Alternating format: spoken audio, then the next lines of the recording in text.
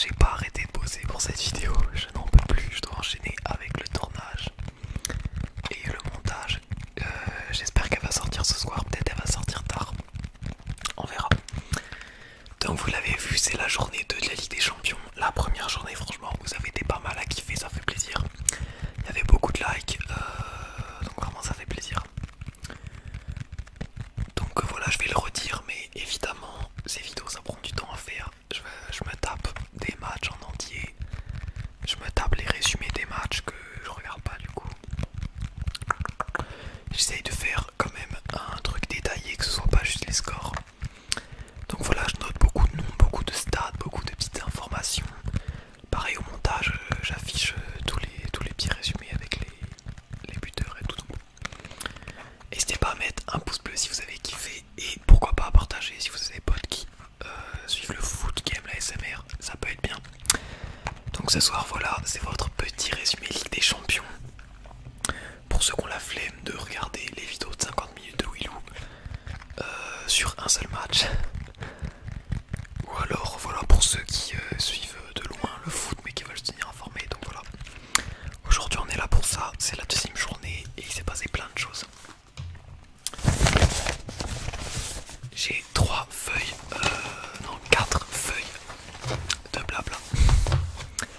Alors avant que la vidéo commence, petit mot du sponsor. Vous savez que sur la chaîne il y a Foot24 Shop qui nous soutient. Donc ils font des maillots, ils vendent des contrefaçons de maillots à des prix vraiment cassés de fou. Genre c'est presque 100 balles de moins que des vrais. Les qualités, la qualité est bien sûr irréprochable, sinon je vous en parlerai pas. Franchement c'est incroyable. Vous avez le site en description, vous avez également plein d'unboxings. Bon, pour le moment il n'y en a que 2, mais vas-y le troisième arrivera. Vous avez 2 unboxings avec des maillots vraiment originaux que j'ai pris, des maillots que je kiffais, ça peut être sympa. Voilà, si vous découvrez la chaîne. Bon, maintenant c'est plutôt répandu, hein, les gens qui montrent leur maillot de foot, donc voilà. Mais n'hésitez pas à aller voir si vous kiffez. Vous avez un code promo bien sûr, le code Platy pour moins de 10%. Donc vraiment le site, je vous ai dit, c'est de la qualité de fou et vous avez un choix de maillots plutôt colossal, on va pas se le cacher. Que ce soit les maillots internationaux, les nouveaux maillots d'équipe, vous avez également des maillots rétro, des survêtes, plein de trucs. Par exemple lui, maillot de Venise, désolé la caméra est... Maillot de Venise de la saison dernière, il est incroyable, regardez, c'est hyper bien fait, le doré, l'écusson, il est en relief. Faire un peu de tapping. Donc vraiment super site, je recommande. Il y en a déjà pas mal qu'on commande avec notre code, ça fait extrêmement plaisir. Donc voilà, je suis pas du tout payé hein, pour faire cette sponsor. Mais si vous utilisez le code, j'ai genre 5% de votre commande qui m'est reversé. Même si pour le moment j'ai pas encore touché d'argent, je n'aurais pas demandé de faire le virement.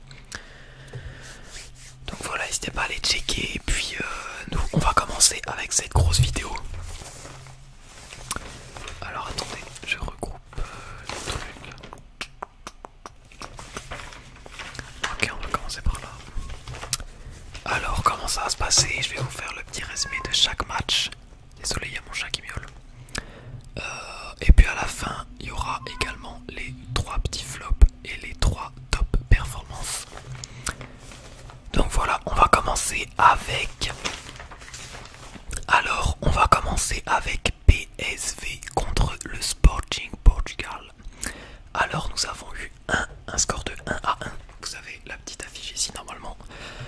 Déjà les gars, alerte générale, Gyökeres n'a pas été involve dans un but, pas de but, pas d'assist pour lui. Donc force au frérot qui hésitait à parier depuis 3 mois sur Gyökeres, ce buteur, qui a parié sa famille à ce match là. Bon bah force à toi. Bon alors le PSV m'a clairement déçu dans cette rencontre.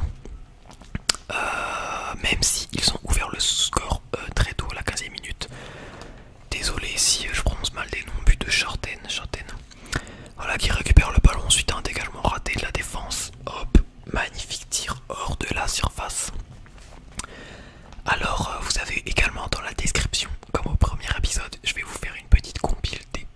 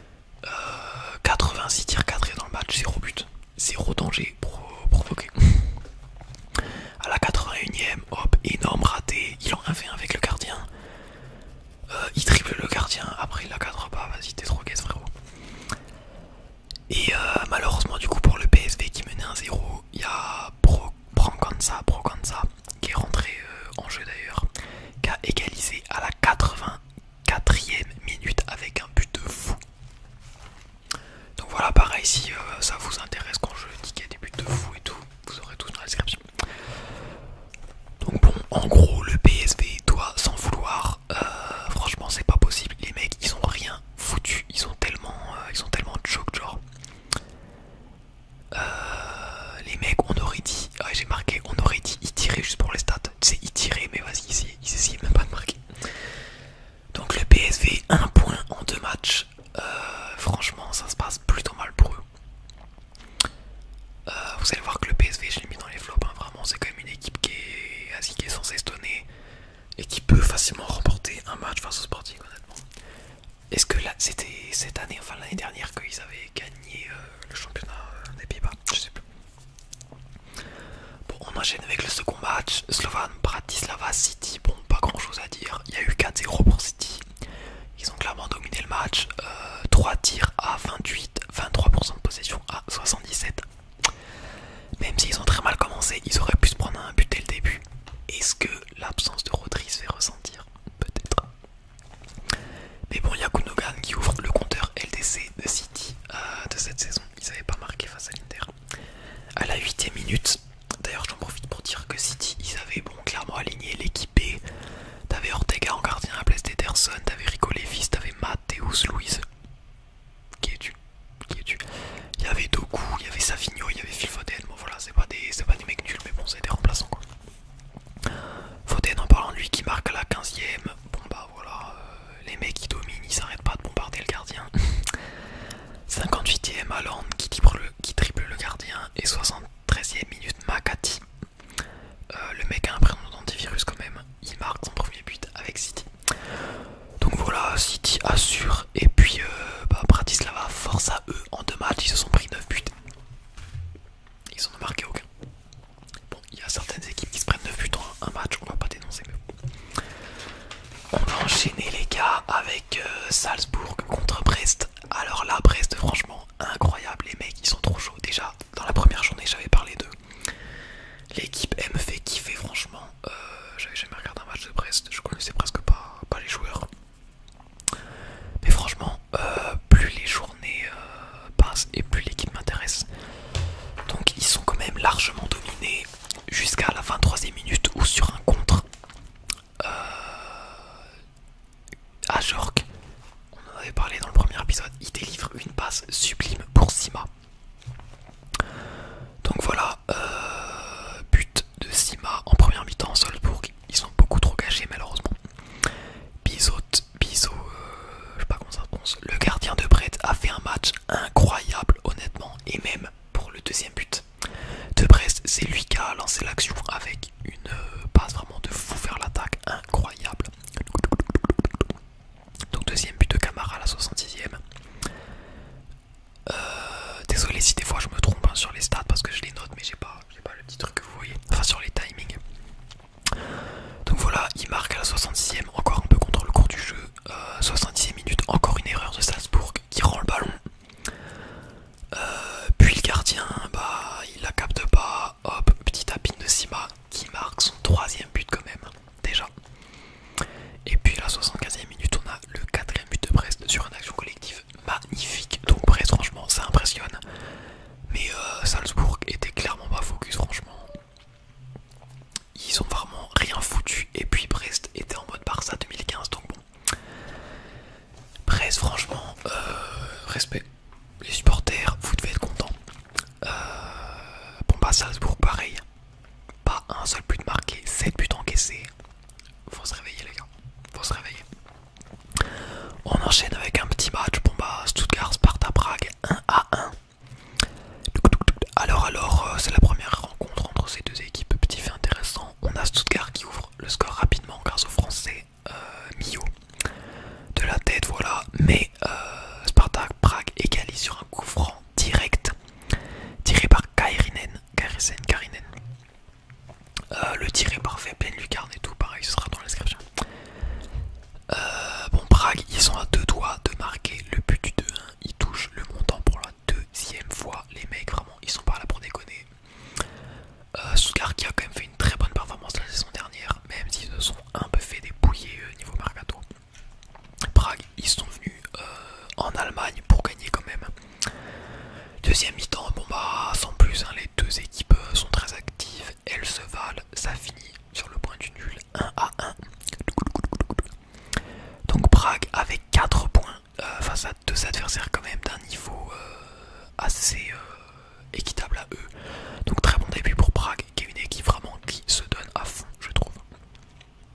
Comparé à d'autres dont on a parlé, par exemple Salzbourg, hein, franchement un peu flopesque. Donc voilà, une équipe très intéressante qui joue vraiment pour gagner, c'est ce que j'ai marqué. On enchaîne, je vais un peu vite hein, les gars parce qu'il y a beaucoup à dire. Et puis ça fait un peu fast, voilà, pour ceux qui kiffent. On enchaîne avec une top performance de Dortmund. Dortmund en Champions League en ce moment, c'est vraiment c'est mystique hein, ce qu'ils font.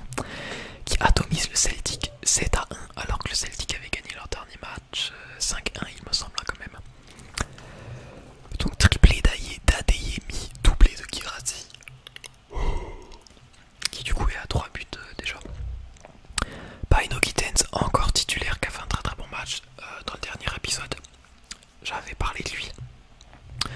Mais j'avais dit de la merde, j'avais dit qu'il était belge, mais je confondais avec Duranville. C'est un autre craquito de fou furieux qui a Dortmund, donc désolé.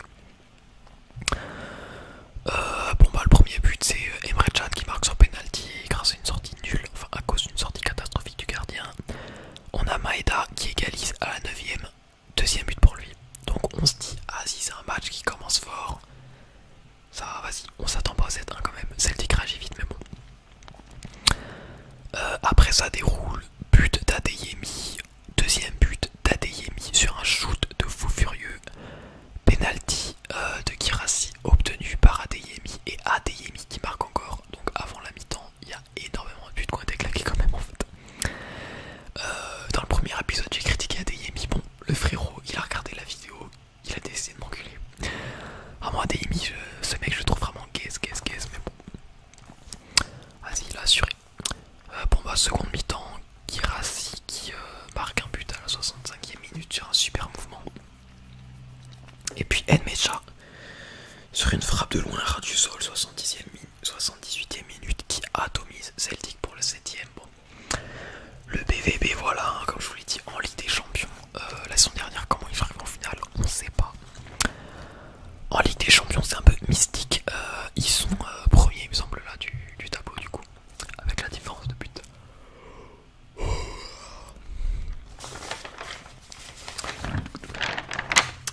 Première feuille faite, j'espère que la vidéo va pas durer trop longtemps. Oubliez pas de liker les gars, hein, vraiment. Barcelone, Young Boys, 5-0 pour le Barça. Après la perf de merde face à Monaco et à Osasuna plus récemment en Liga. Bah, le Barça se rattrape, hein. Logique j'ai envie de dire, il fallait. Ter Stegen, que j'ai absolument atomisé dans le premier épisode. Bon bah carrément je l'ai tellement atomisé, il a décidé de pas revenir, hein. Il est blessé, voilà pour ceux qui n'ont pas compris. On a Lewandowski le GOAT qui ouvre le score dès le début. Il y a Rafinha après, bon c'est deux petits buts tapides mais bon ça fait plaisir. Inigo Martinez qui met le 3-0 à la mi-temps. Le Barça domine, voilà largement, il n'y a pas grand chose à dire. Lewandowski qui en met un 4ème à la 50e. Et puis un CSC cataclysmique de Camara, j'ai marqué. Bon bah ça fait 5-0, Young Boys, ils ont marqué à la 90e. Mais bon il y avait hors-jeu, ce qui fait qu'ils ont toujours 0 but marqué pareil. Le Barça voilà qui contrôle totalement le match, même si c'est une équipe de sous-calibre en dessous. On va pas mettre les guillemets, c'est éclaté Young Boys, normalement on va le dire, voilà. On sait même pas s'ils vont aller en Europa League quoi. Bon bah voilà, rien d'exceptionnel, mais un 5-0 ça fait toujours plaisir franchement. On enchaîne avec l'un des matchs le plus attendu je pense, avec Arsenal PSG, Leverkusen AC Milan. 1-0 pour Leverkusen, franchement, à pas sous-estimer cette équipe. Personne ne les sous-estime en vrai, mais bon. Première rencontre dans une coupe européenne entre ces deux-là, j'ai marqué.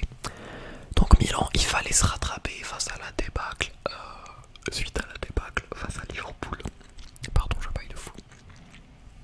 Au final, bah Milan, ça pointe toujours à 0 points sur le compteur. Même pas le point du nul. Dès le début du match, Maignan qui doit sortir 2 arrêts colossaux.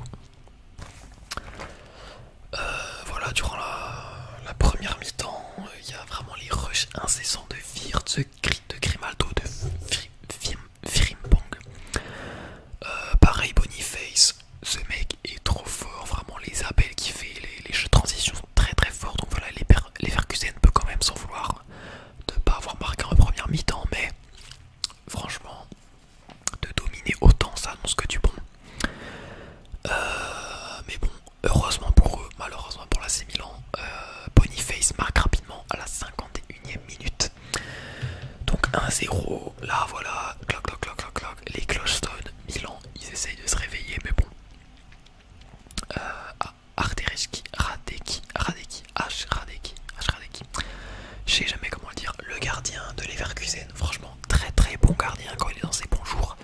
Il a été imprenable ce soir-là, vraiment, il laisse rien passer, sa seconde mi-temps, masterclass.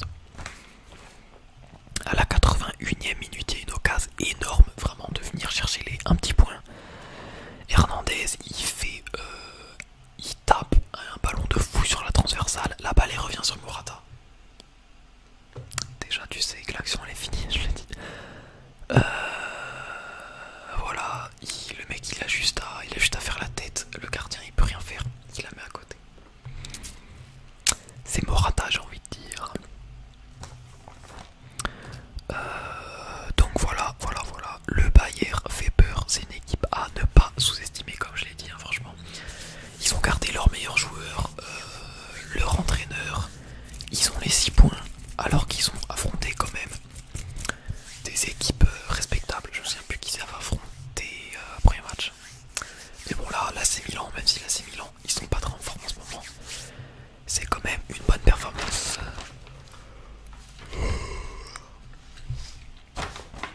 On enchaîne. J'ai les yeux arrachés là, je suis éclaté. On enchaîne avec l'Inter qui affrontait l'Étoile Rouge. Bon, 4-0 pour l'Inter. Ils viennent chercher leur première victoire dans la compétition. Thuram et Martinez. L'autre Martinez, ils étaient pas sur le... Enfin, ils étaient sur le banc. Face à City, ils avaient été vraiment gays, donc bon. Ça a voulu changer. C'était Arnautovic et Taremi, donc l'ex-joueur de Porto qui ont débuté. Et franchement, ils étaient solides. Hein. Arnautovic, il ouvre le score suite à un coup franc indirect dès le début de la rencontre, mais bon, hors jeu. Et après, on a Çalhanoğlu qui vient tirer un coup franc direct, masterclass. Bon, le frérot Çalhanoğlu, on connaît, on sait que sur coup franc, il est terrifiant. Pareil, après, il marque un troisième but aussi refusé pour hors-jeu, donc ça fait déjà 3 buts, dont 2 refusés sur hors-jeu. En même pas 20 minutes, donc la mi-temps se termine à 1-0, mais ça aurait pu déjà faire 3-0. Bon bah voilà, l'Étoile Rouge, rien à dire sur eux. En seconde mi-temps, bon bah voilà, l'Inter déroule, claque 3 buts, signé Arnautovic, Lautaro Martinez et Taremi sur penalty. Donc l'Inter vient chercher ses 3 points pendant que... Cependant, il y a beaucoup de choses à améliorer. Ils ont quand même concédé pas mal de tirs, franchement, dans la rencontre. Pas mal de tirs, et puis également pas assez de réalisme. Donc voilà, 4-0, mais si on veut faire un peu les écrits, le coach, vas-y, les joueurs, il leur a fait bravo les mecs, mais il y a quand même des choses à améliorer pour essayer d'aller chercher cette Ligue des Champions. Récemment, l'Inter, c'est très très solide en Ligue des Champions, mais bon, il faut concrétiser, à voir ce que ça donne. On enchaîne avec Arsenal PSG, sûrement le match que tout le monde attendait, surtout en France, hein, je suppose. Bon bah malheureusement, Arsenal l'emporte. Les Gunners l'emportent. Arsenal qui restait invaincu face au PSG. 4 rencontres européennes, une victoire et 3 nuls. Et bah, maintenant ça fait 2 victoires et 3 nuls. Donc déjà j'ai vu la compo de Luis Enrique, je pense qu'il y en a beaucoup qui comme moi étaient en mode c'est quoi ça en fait. Donc voilà, pas vraiment de numéro 9, il y a Doué qui joue à la place d'un mec comme Asensio, comme Colomwani, Dembélé qui était pas là. C'était pourquoi je crois, il n'y avait pas eu une embrouille, je sais pas, j'ai pas suivi, mais je crois qu'il y avait une embrouille avec Luis Enrique. Donc bon, ok, je suis pas vraiment le PSG, mais j'étais en mode wesh, je loue un peu le trio offensif. Bon, Mendes, il s'est fait malaxer en première mi-temps face à Saka, honnêtement. Le danger venait beaucoup de là. Le PSG a eu beaucoup la possession. Je crois, oui, Louis il a dit ça également. Ils ont beaucoup eu la possession, mais franchement, ils ont rien foutu avec. Hein. Je pense qu'il aurait mieux fallu essayer de jouer en contre,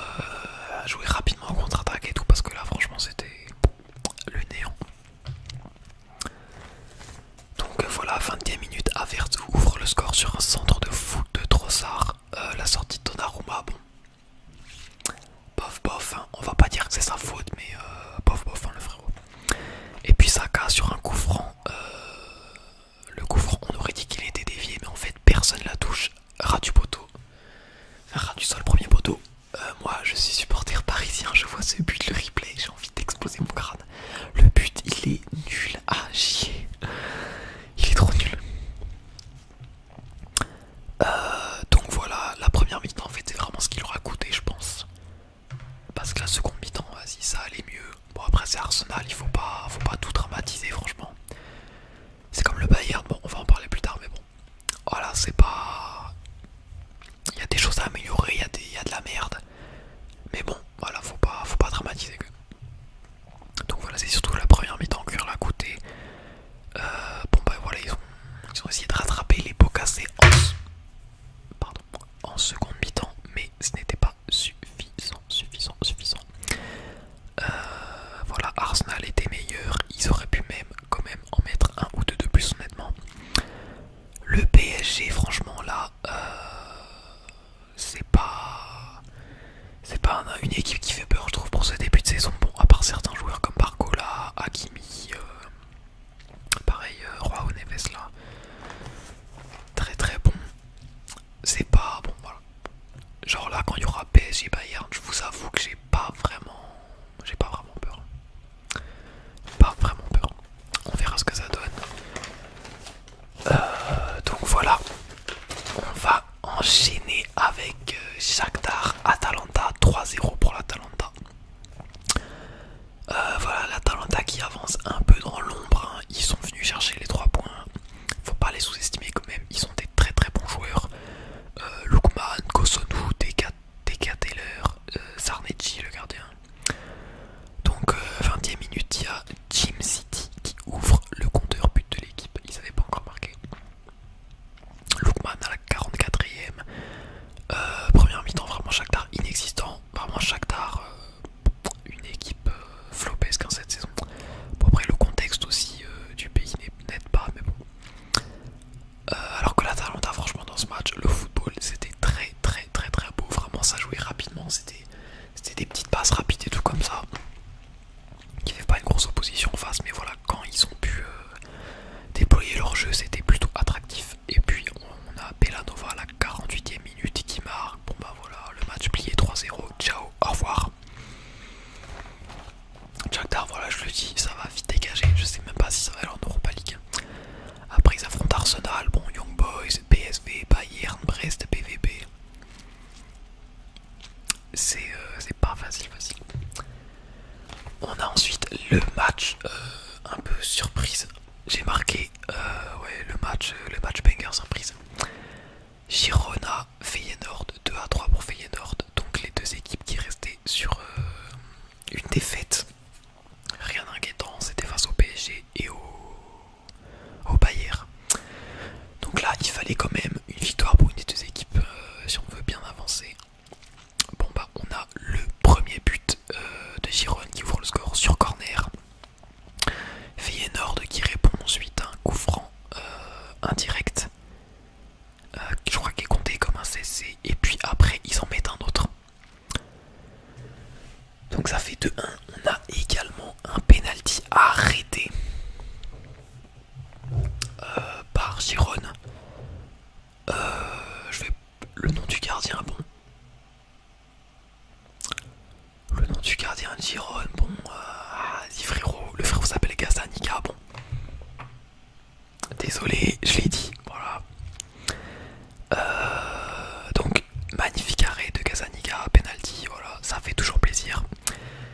Mais malheureusement, Van de Beek marque après. Mais heureusement, c'était hors-jeu. Sauf que... Alors attends, ouais voilà, il marque hors-jeu, donc toujours 2-1. Et puis après, on a un penalty, encore une fois arrêté, cette fois-ci par le gardien de Feyenoord, donc Vellenreuter, qui arrête le penalty. Ça fait toujours 2-1. Van de Beek qui marque enfin, ça fait 2-2. Superbe rush de Danjuma qui a enrhumé 3 défenseurs. 3 joueurs plutôt. Et puis on a finalement un autre but de Feyenoord.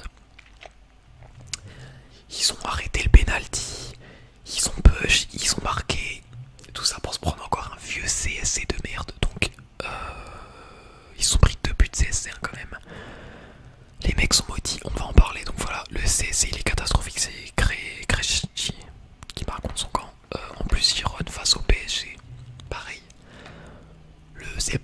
PSG qui a marqué, c'est Giron qui a mis un CC, hein, je suis désolé, les mecs ils sont abonnés au CC là, ils sont maudits. Donc bon, Feyenoord voilà, va profiter de ça pour... Ah mais non c'est... Attendez. Tout à l'heure j'ai dit de la merde en fait, c'est pas le PSV qui avait gagné, c'était le Feyenoord qui avait gagné le championnat je crois. Désolé si j'ai dit de la merde, je vérifie. Ouais je crois que je me suis trompé, bref. Feyenoord voilà, ils vont chercher les 3 points, bon pourquoi pas relancer la machine avec cette bonne victoire. Ils ont quand même une équipe qui peut faire des choses.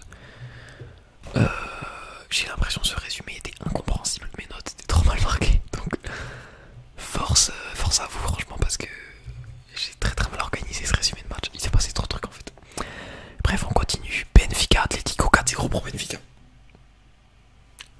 Chef, comment ça mon ref, comment ça mon œuf, 4-0 pour Benfica, vous avez bien entendu, ils jouaient à domicile, ils ont régalé. Arthur Coglou, encore lui qui marque son deuxième but suite à un relâchement défensif quand même cataclysmique de l'Atlético. Première mi-temps franchement, Benfica ils se montrent sans peur, les mecs ils sont venus là pour gagner. 52e minute, pénalty obtenu par Coglou. Arthur Coglou je crois qu'il s'appelle, je sais plus, Arthur Coglou. Et donc Di Maria qui vient tirer, l'ancien madrilène, il vient ici, enfin c'est con de dire ça, il vient à Madrid mais voilà. L'ancien joueur du Real Madrid qui vient claquer son petit penalty face à l'Atlético. 2-0. Puis le troisième but arrive sur corner, donc 3-0. Et puis en dernier, il y a Coglou qui marque sur penalty. Donc je sais pas pourquoi c'est pas Di Maria qui a encore tiré, je sais pas, il a voulu régaler peut-être. Donc deuxième but pour lui dans la Ligue des Champions quand même. Benfica, ils ont vraiment été agressifs, ils ont fait que attaquer dans la profondeur et tout. Faire des appels, faire du mouvement, ils ont été agressifs dans la boîte, c'est pour ça qu'il y a eu de penalty quand même. Et puis l'Atlético, vas-y, c'était pas concentré honnêtement. Donc victoire 4-0, le stade devait être content. Ça régale un peu Benfica. Et grosse déception pour l'Atlético honnêtement.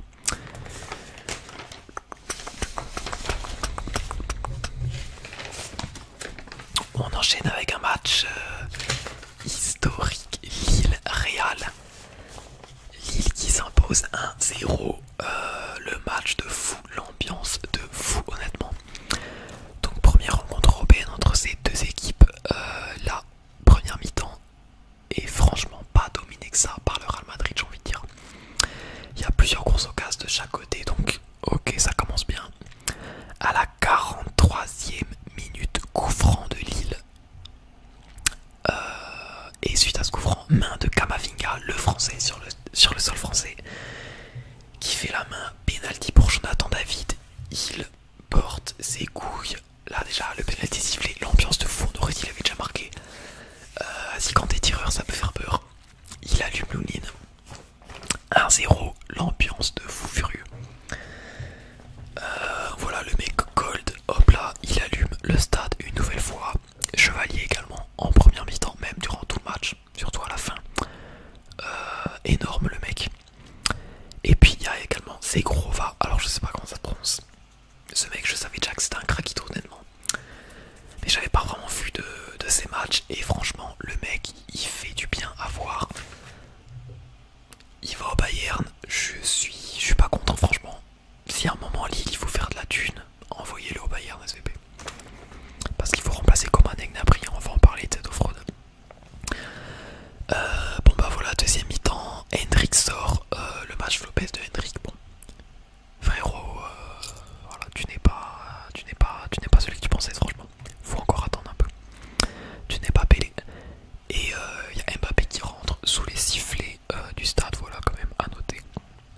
En deuxième mi-temps, Lille, ça continue, franchement ça joue sans complexe. Les mecs, ils jouent pas avec la crotte au cul quoi. Ils sont pas en train de se chier dans le BN, franchement ça c'est beau à voir. Donc voilà, à l'image, ce que je viens de dire, à l'image de David, Jonathan David qui fait un petit sombrero des familles à Bellingham à la 78e minute, magnifico. Bellingham quand il n'y a pas de tapine à marquer. match de merde de sa part. Bref, c'est mon côté anti-Bellingham qui parle. Bon bah là il y a tous les supporters du Real qui sont en train de mettre un pouce rouge. Hein. Bon, dans les 10 dernières minutes quand même, le Real domine, c'est le classique, tu vois. T'es là, tu tiens le score, mais à la fin tu te fais dominer pendant 10 minutes. Alors là, pluie d'occasion de fou furieux pour le Real, mais on a aucune qui rentre. Chevalier hyper rassurant. 85e minute, une erreur quand même. Perte de balle. Là, franchement, tu te dis, vas-y, le Real, ils vont marquer sur ça. Voilà, petite erreur, il y aura 1-1. Zegrova qui perd le ballon, enfin qui joue en retrait, ça perd le ballon. L'action se termine par une tête de Rudiger. Sauvetage sur la ligne de Thiago Santos. Sur la ligne, vraiment, ce mec aussi a fait un match de fou, notamment dans la distribution du ballon et tout, genre les passes en avant, vraiment. Banger ce match. 86e minute, Chevalier qui sort encore un arrêt exceptionnel sur la tête de Rudiger. Et 89e minute, encore un arrêt sur la ligne suite à une tête de couleur qui était tout seul. Chevalier, voilà. Peut-être le MVP, je ne sais pas. Mais franchement, masterclass, vraiment les highlights à regarder, c'était un plaisir. Franchement, là, les mecs qui étaient au stade, ils ont dû péter leur crâne, vraiment le match de fou, franchement. Si là, il y a un mec qui regarde la vidéo qui était au stade, on sait pas. Franchement, frérot, t'as dû kiffer. Donc voilà pour Lille qui vient battre le Real Madrid. Le Real qui n'est pas la seule grosse équipe européenne à flop, car le Bayern aussi qui flop 1-0. Bon bah vous savez, moi je suis supporter du Bayern. Je vais pas m'éterniser sur ce match, y a rien à dire. Déjà la compo elle est dégueulasse. T'as Leimer qui est titularisé, ce mec il pue la merde. T'as Gnabry et Coman. Moussiala il est de robot. T'as Gnabry et Coman sur les ailes. Les deux mecs qui sont éclatés au sol, qui peuvent lâcher des disaster class absolument tous les moments. Ok, donc première mi-temps, franchement, voilà, des deux côtés, ça attaque, mais bon, le Bayern qui laisse une impression vraiment cataclysmique en première mi-temps. Seconde mi-temps, t'as Moussiala qui rentre à la place de Coman. J'étais en mode wesh, c'est tout. Genre là, il y a toujours Leimer sur le terrain, toujours Gnabry, les mecs qui puent la merde. 66e minute, Leroy Sané qui rentre pour Michael Olise. Pourquoi dans les folies, frérot? Gnabry est toujours sur le terrain, il a fait un match cataclysmique. Tu fais rentrer Leroy Sané, le frérot pareil, il est nul à chier ce mec, il pue la merde alors que t'as Matistel sur le banc, t'as Guerrero. Bref, 79e minute, t'as Douron qui marque sur une sortie cataclysmique de Neuer, honnêtement. Il faut ouvrir le dossier Manuel Neuer déjà face au Real l'année dernière. Franchement, Neuer, peut-être mon deuxième joueur favori of all time. Il faut lâcher ça, franchement. Il faut lâcher ça, c'est bon. D'ailleurs, le dossier Kane aussi, on va en parler. Dans les gros matchs, Harry Kane, faut aller niquer ta race, sérieux. Donc bon, dans l'ensemble, quand même, on va pas enlever la performance d'Aston Villa, même s'ils ont fait que camper et jouer en contre. Donc voilà, c'est surtout le match dégueulasse du Bayern donc, qui m'a choqué. 86e minute, t'as Leimer qui rentre, enfin qui sort enfin. Le mec a fait un match de merde, il sort à la 86e minute, j'ai voulu m'arracher les yeux. Et Gnabry qui joue tout le match. Ah vraiment. Donc voilà, défaite 1-0 du Bayern, je l'ai mis dans mes flops. Après, c'est pas une défaite qui m'inquiète particulièrement parce que vas-y, la compo était pourrie. Mais dans l'ensemble, le système et tout était sympa. Donc voilà, c'est vraiment surtout un gros match de merde.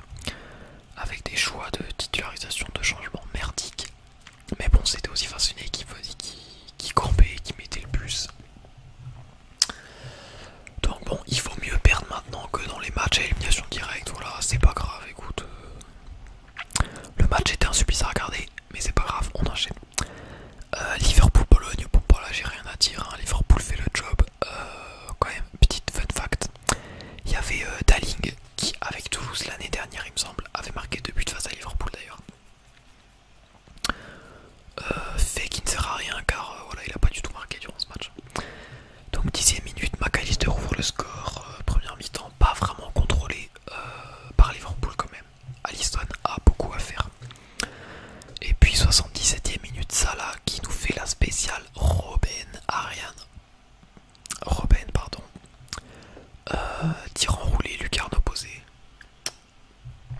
Masterclass, ça fait 2-0. On enchaîne 2 matchs. Leipzig, Juventus, première rencontre en Ligue des Champions pour ces deux clubs. 2-3 avec pas mal de rebondissements. Déjà on a Sesko qui marque sur une contre-attaque menée par Openda. Magnifique centre profondeur. D'ailleurs, et voilà, deuxième but pour Sesko. Bombazo, franchement le but. N'hésitez pas à aller voir. Donc première mi-temps 1-0. Vas-y, il se passe pas grand chose, c'est surtout en seconde mi-temps que les choses sont plus intéressantes. Donc il y a l'égalisation éclair de Vlahovic, puis un rouge pour Di Gregorio, le gardien de la Juve, qui touche le ballon de la main en dehors de sa surface. Donc ça dégage. Penalty de Sesko. Il y a eu coup franc sur la main, il y a eu un penalty. Xavi Simons tire. Il y a une main de la Juventus, donc penalty de Sesko, ça fait 2-1. Et troisième but pour Sesko déjà aussi. Mais Vlahovic, il laisse pas les choses comme ça, il revient 2-2, une patate pour revenir alors qu'ils sont à 10. 2 buts pour Vlahovic. Et c'est pas fini car la Juve pousse. Fin de match, la Juve souffre mais continue d'y croire. Et on a Conceição qui claque le troisième but. Il enrhume totalement 2 défenseurs. Il tire petit filet. Magnifique, je crois que ce sera dans le replay aussi ce but. Donc la Juve vient chercher les 3 points avec un match plein de rebondissements. La Juve, franchement, de Morata, ça fait quand même peur. J'aimerais pas l'affronter. Je pense que c'est une équipe quand même qui est prenable, qui est perfectible. Mais il y a beaucoup de joueurs franchement qui font des gros matchs. Hein. Par exemple Mackenzie, Vlahovic. Vraiment l'équipe t'as pas non plus des noms qui claquent par rapport à la Juve de l'époque. Mais le collectif me paraît bien huilé comme on dit. Bon ensuite qu'est-ce qui nous manque? Il nous manque 2 petits matchs. On s'en bat les couilles clairement de ces matchs, je vais vous le dire les gars. Sturm Graz Bruges 1-0 pour Bruges, personne n'a regardé ce match. Bon bah voilà, seule chose à dire sur ce match, c'est le but de fou de Bruges, le but du siècle, poteau rentrant du grec Tsoulis. Donc n'hésitez pas à aller voir, ça sera dans la description normalement. Donc voilà, Bruges domine et fait le job, mais bon voilà, ça va en Europa League, mais voilà, ça va aller en Europa League Bruges, mais quand même pas mal. Et dernier match, Zagreb-Monaco, donc déjà le stade il est énorme, il est à moitié rempli, il pleut, le stade il est imbibé de flotte, le match de merde qui s'annonce. Et en parlant de match de merde, bah il y a Minamino qui rate l'occasion déjà d'ouvrir le score à la 2e minute, il est tout seul face au gardien, il floppe. Mais bon, ça va car Ah non, pardon, ça va pas du tout car Monaco se prend un but. En gros Monaco, attendez, je reformule la phrase. Donc avant la fin de la mi-temps, toujours 0-0, Monaco s'apprête à tirer un corner. Le corner finalement finit sur une contre-attaque de fou furieux de Zagreb qui part vraiment d'hyper loin, contre-attaque de fou. Et c'est Susic qui vient terminer l'action, qui embrase le stade. Première mi-temps qui était boring, mais qui termine sur une note très très épicée pour Monaco. La 2e mi-temps commence, 66e minute, Baturina, je crois qu'il s'appelle, rien à foutre, tire hors de la surface, il porte ses balls.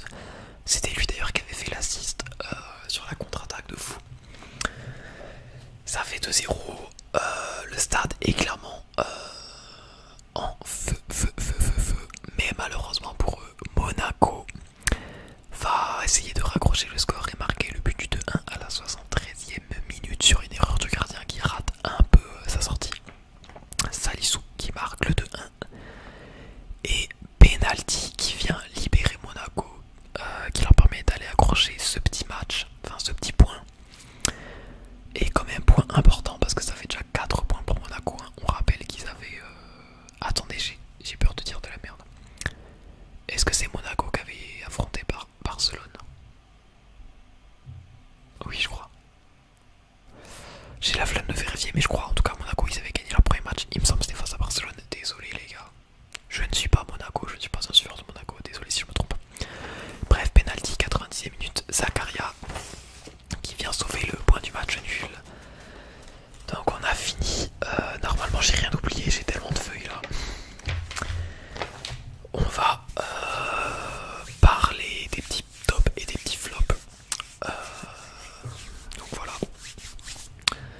Mes flops, je rappelle, les flops c'est une équipe qui a déçu et les tops une équipe qui a impressionné.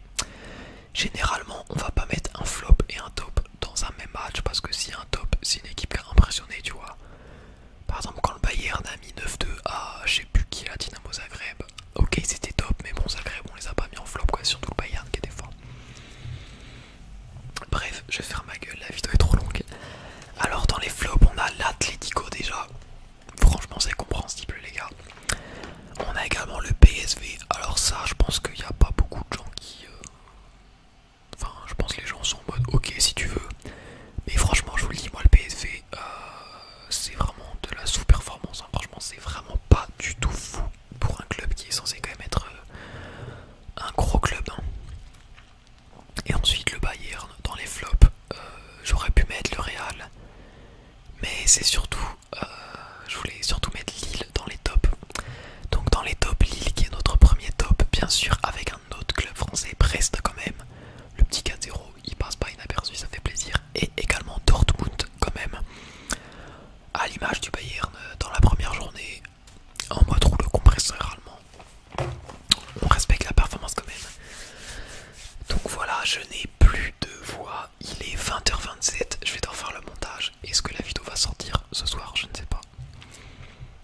Si t'as kiffé frérot, petit pouce bleu, franchement ça me ferait hyper plaisir. Et puis bah voilà, si je vois que ça fait des vues, vous continuez de kiffer, il y a des pouces bleus, évidemment que je ferai la journée 3. Franchement c'est un kiff de faire ça, de partager un peu ma passion pour le foot. Je blablate quand même beaucoup, mais j'essaye quand même de lâcher des infos concises et pas de commencer à dire n'importe quoi et tout. Vas-y, je parle un peu tactique et tout, mais bon, je m'invente pas une vie de professionnel en mode Willou et tout quoi. Enfin, je dis pas que Willou s'invente une vie, mais je veux dire, je suis pas un connaisseur